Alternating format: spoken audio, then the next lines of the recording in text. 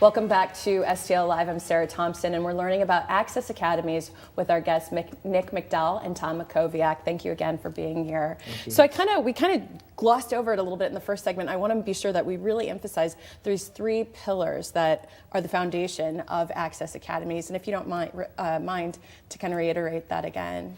Yeah, so they are enrichment, and that really covers our enrichment programs that start in middle school. And I did want to point out that, we start in 6th grade, and if you're enrolled in one of our schools, you're automatically in our academy. Okay. So, and it's a free program. Okay. So students get added value programs, after school, and even a summer program as well. And I'll let Nick maybe talk a little bit about the details of the program. Okay. We also have the counseling, which is Nick, and the graduate support, and that covers advocacy, that covers mentoring, all the things that Nick supplies to these kids for that 7+ year commitment. And the last piece is the scholarships, and it's not only the high school tuition, which the parents and the high schools do contribute, so it's kind of a joint effort in getting these kids through these private and really high, select high schools, but also we do things like pay for their ACT fees, we pay for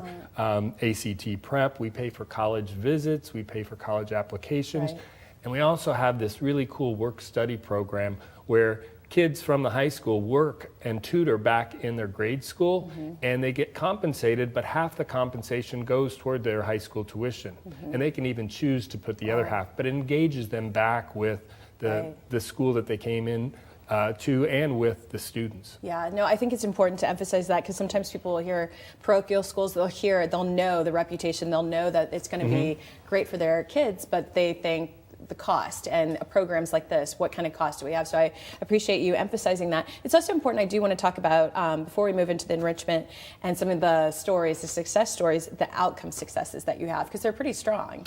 Right. I think, when you look at our percentages, we like to be humble, but we like to tell people what they're about. It's okay to brag for good programs. So 98% of our students that start in middle school get into their first choice high school. Wow. And then of those 99% graduate from high school on time. And from there, 95% get into college or a post-secondary program. That's fantastic. And our next challenge is to start tracking them in high school or in college to see how they do. That's excellent. That's excellent. And let's kind of get into the enrichment, but really even with some of the students that you've worked with over the years, do any success stories come to mind that really reflect Access Academies and what it's all about? Yeah, well, so we offer great enrichment programs. We cover quite a few things. We cover fine and performing arts, some STEM and robotics programs.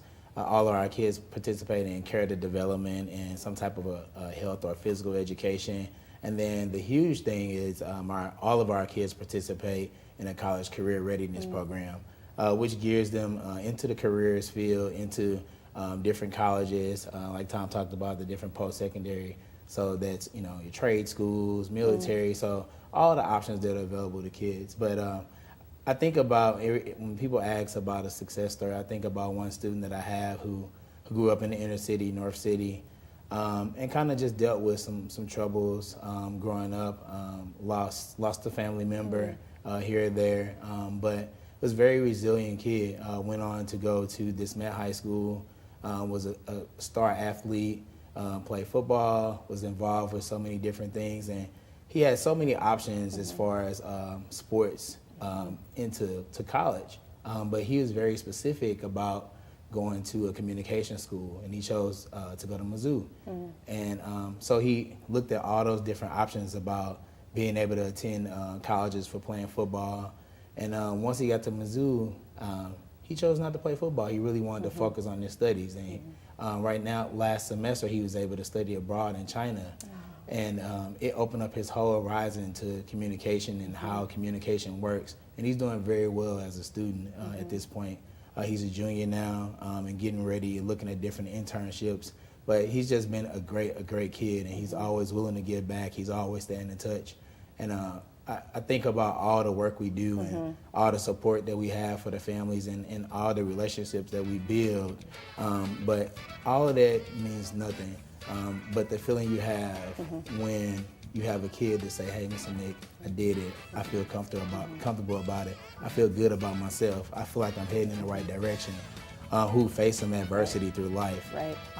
When they come back and they say that fulfills it. So. Absolutely. And when they look back on their lives and they realize having access academies, access to opportunities, help them to get to that point. And I think it's so great that you have this partnership and this program that enables that all the way through. And I appreciate you coming here to share the story, and I appreciate you being here and the time that you've been here. We've got more information there for you to reach out to Access Academies. Call the number on your screen. It's 314-898-0430. And for more information, go to accessacademies.org. You can see a list of the parochial schools that they partner with, learn more about the graduate support program, and as we've been talking about, Nick just emphasized, learn more about even post-secondary in high school, and all that information is there. Thank you again for being here. There's more STL Live right after this. Please stay with us.